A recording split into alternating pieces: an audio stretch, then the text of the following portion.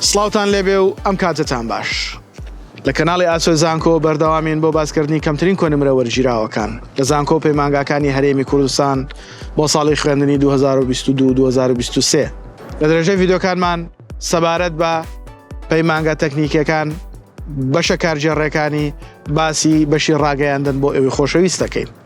تاوەکو بزانین کەمترین کۆنمرە وەرگیراوەکان بە زانکۆ لاین و پارالێل و ئێواران چەند بووە. ئێوەی خۆشەویستیش بۆ وەرگرتنی داتا و زانیاریەکان فەرموون بینەری ڤیدۆکەمان بن.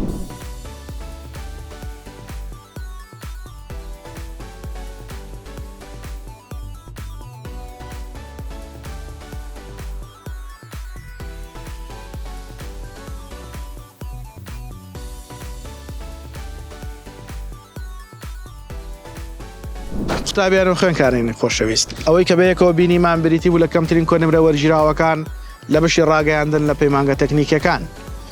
ئەلەوێشەوە ئەتوانین جارێشتر ئاواتەکانمان بەدیبێنین و کۆلێش تەواو بکەین.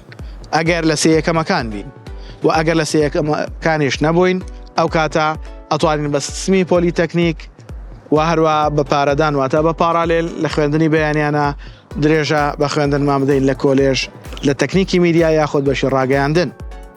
هیوامان ئەوەیە هەمووتان سەرکەوتوو بن و بتوانن لە یەکەمەکان بن تاوەکو بەبێ بەرامبەر بگەڕێنەوە کۆلێژ. ئێوەش بۆ ماندووبوونمان لایک و کۆمنت سەبسکرایبی کەناڵەکەمان لە یاد مەکەن.